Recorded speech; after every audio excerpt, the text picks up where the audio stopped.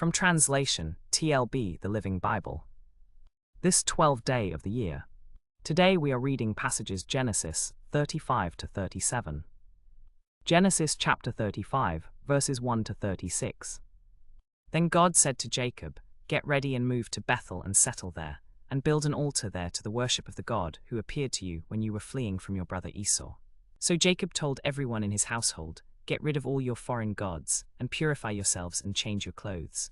Then we will go to Bethel, where I will build an altar to the God who answered my prayer when I was in distress, and who has been with me wherever I have gone." So they gave Jacob all their foreign gods and earrings, which he buried under the great tree near Shechem. As they started out, God put a terror upon the surrounding cities, so that no one pursued them.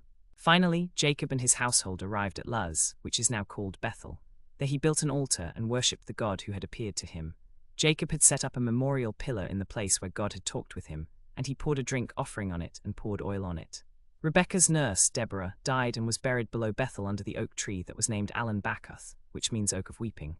After that, God appeared to Jacob again and blessed him, saying, "Your name is Jacob, but you will not be called Jacob anymore. From now on your name will be Israel, which means a prince with God, for you have been a prince with God and have overcome." And God said to him, "I am God Almighty. Be fruitful and multiply. A nation, yes, a company of nations, shall come from you, and kings shall be among your descendants. The land I gave to Abraham and Isaac I will also give to you. Yes, I will give it to all your descendants." Then God left him. Jacob set up a memorial pillar in the place where God had talked with him, and he poured a drink offering on it and poured oil on it. And Jacob named the place Bethel, which means house of God, though previously it had been called Luz.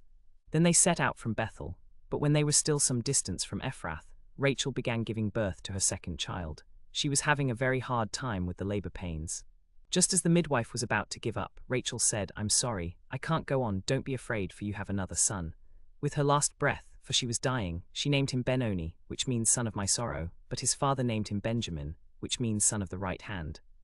So Rachel died and was buried on the way to Ephrath, which is now Bethlehem.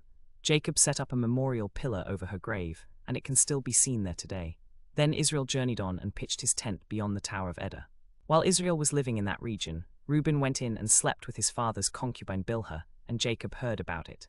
The names of Jacob's sons born to him in Paddan Aram are these: Reuben, Jacob's firstborn; Simeon, Levi, Judah, Issachar, Zebulun, Benjamin, Dan, Naphtali, Gad, and Asher. This is the story of Jacob's family line. Joseph, when he was 17 years old, was shepherding the flocks with his brothers, the sons of Bilhah and Zilpah, his father's wives, and he brought a bad report about them to their father. Now Israel loved Joseph more than any of his other sons, because he had been born to him in his old age, and he made a richly ornamented robe for him. When his brothers saw that their father loved him more than any of them, they hated him and could not speak a kind word to him. Joseph had a dream, and when he told it to his brothers, they hated him all the more. He said to them, "Listen to this dream I had. We were all out in the field binding sheaves of grain. Suddenly my sheaf stood up, and your sheaves gathered around it and bowed down before it." His brothers said to him, "Do you intend to reign over us? Will you actually rule us?" And they hated him all the more because of his dream and what he had said. Then he had another dream, and he told it to his brothers. "Listen," he said, "I had another dream, and this time the sun and moon and 11 stars were bowing down to me." When he told his father as well as his brothers, his father rebuked him and said, "What is this dream you had? Will your mother and I and your brothers actually come and bow down to the ground before you?" But his brothers were jealous of him, and his father kept the matter in mind.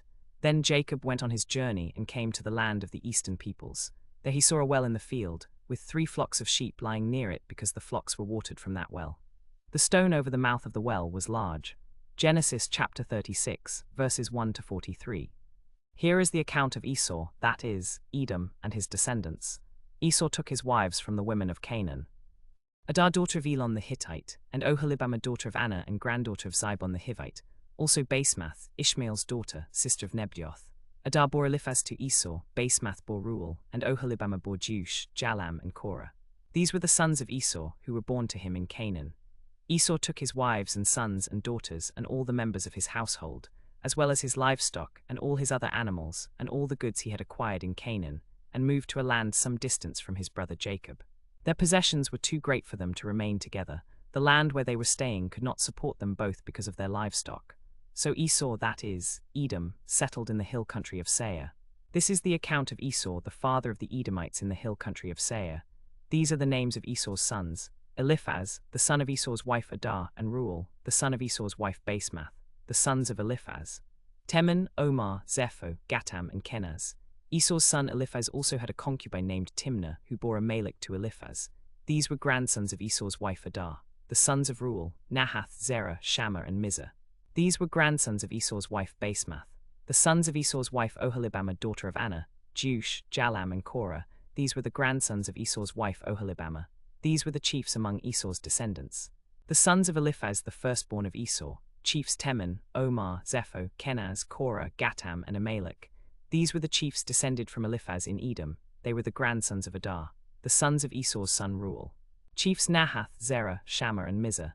These were the chiefs descended from Reuel in Edom. They were the grandsons of Basemath, the sons of Esau's wife Oholibamah, chiefs Jeush, Jalam, and Korah. These were the chiefs descended from Oholibamah, daughter of Anna. She was Esau's wife. These were the sons of Esau, that is, Edom, and these were their chiefs. These were the sons of Seir the Horite, who were living in the region. Lotan, Shobal, Zibon, Anna, Dishon, Ezer, and Dishan. These were the Horite chiefs, descendants of Seir in the land of Edom. The sons of Lotan, Hori and Homam. Timnah was Lotan's sister. The sons of Shobal, Alvan, Manahath, Ebal, Shepho, and Onam. The sons of Zibon, Iyah, and Anna. This is the Anna who discovered the hot springs in the wilderness as he pastured the donkeys of his father Zibon. The sons of Anna, Dishon and Oholibamah, daughter of Anna. The sons of Dishon, Hemdan, Eshban, Ithran, and Keren. The sons of Ezer, Bilhan, Zarvan, and Akan. The sons of Dishan, Uz, Aaron, and Mezahab. These were the Horite chiefs. Chiefs Lotan, Shobal, Zibon, Anna, Dishon, Ezer, and Dishan. These were the Horite chiefs, listed by their chiefs in the land of Seir. Before any king ruled over the Israelites, there were kings who ruled in Edom. Bela son of Beer, whose city was named Dinhabah. When Bela died, Jobab son of Zerah from Bozrah succeeded him as king. When Jobab died, Husham from the land of the Temanites succeeded him as king. When Husham died, Hadad son of Bedad, who defeated Midian in the country of Moab, succeeded him as king. His city was named Avith. When Hadad died, Samlah from Masrekah succeeded him as king. When Samlah died, Shaul from Rehoboth on the river succeeded him as king. When Shaul died, Baalhanan son of Akbah succeeded him as king. When Baalhanan son of Akbah died, Hadad succeeded him as king. His city was named Pau, and his wife's name was Mehetabel, daughter of Matred, the daughter of Mezahab. These were the chiefs descended from Esau, by name, according to their clans and regions. Chiefs Timnah, Alva, Jethath, Oholibamah, Elah, Pinon, Kenaz, Teman, Mibzar, Magdiel, and Aram. These were the chiefs of Edom, listed according to their settlements in the land they occupied. This is Esau, the father of the Edomites. Genesis chapter 37, verses 1 to 36. Jacob lived in the land where his father had stayed, the land of Canaan. This is the account of Jacob's family line. Joseph, a young man of 17, was tending the flocks with his brothers, the sons of Bilhah and the sons of Zilpah, his father's wives, and he brought their father a bad report about them. Now Israel loved Joseph more than any of his other sons, because he had been born to him in his old age, and he made a richly ornamented robe for him. When his brothers saw that their father loved him more than any of them, they hated him and could not speak a kind word to him. Joseph had a dream, and when he told it to his brothers, they hated him all the more. He said to them, "Listen to this dream I had. We were binding sheaves out in the field. Suddenly my sheaf stood up, while your sheaves gathered around mine and bowed down to it. His brothers said to him, 'Do you intend to reign over us? Will you actually rule over us?' And they hated him all the more because of his dream and what he had said. Then he had another dream, and he told it to his brothers. 'Listen,' he said, 'I had another dream, and this time the sun and moon and 11 stars were bowing down to me.' When he told his father as well as his brothers, his father rebuked him and said, 'What is this dream you had? Will your mother and I and your brothers actually come and bow down to the ground before you?' But his brothers were jealous of him, while his father kept the matter in mind. Now his brothers went to pasture their father's flocks near Shechem. Israel said to Joseph, 'As you know, your brothers are grazing the flocks near Shechem. I am going to send you to them.' 'Very well,' he replied. Then he said to him, 'Go and see if all is well with your brothers and with the flocks, and bring word back to me.' So he sent him off from the valley of Hebron. When Joseph arrived at Shechem, a man found him wandering around in the fields and asked him, 'What are you looking for?' 'I'm looking for my brothers,' he said. 'Can you tell me where they are grazing their flocks?' When Joseph came to his brothers, they stripped him of his robe, the richly ornamented robe he was wearing, and they took him and threw him into the cistern. The cistern was empty, there was no water in it. As Joseph was there in the cistern, Judah said to his brothers, 'What will we gain if we kill our brother and conceal his blood? Come, let's sell him to the Ishmaelites and not lay our hands on him. After all, he is our brother, our own flesh and blood." His brothers agreed.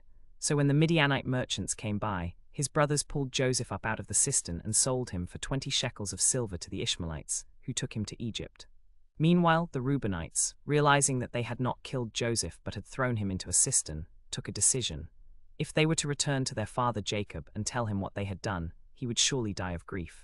So they tore Joseph's robe, dipped it in the blood of a young goat, and took it back to their father and said, "We found this. Examine it to see whether it is your son's robe." He recognized it and said, "It is my son's robe. An evil beast has devoured him. Joseph has surely been torn to pieces." Then Jacob tore his clothes, put on sackcloth and mourned for his many days. All his sons and daughters came to comfort him, but he refused to be comforted. "No," he said, "in mourning I will go down to the grave to my son." So his father wept for him. Meanwhile, the Midianites sold Joseph in Egypt to Potiphar, one of Pharaoh's officials, the captain of the guard. Now Jacob lived in the land of Canaan where his father had stayed. This is the account of Jacob's family line. Judah had a son named but Judah's firstborn, was wicked in the Lord's sight, so the Lord put him to death. Judah then had a son by his daughter-in-law Tamar, and he named him Perez. Judah also had another son by Tamar, and he named him Zerah.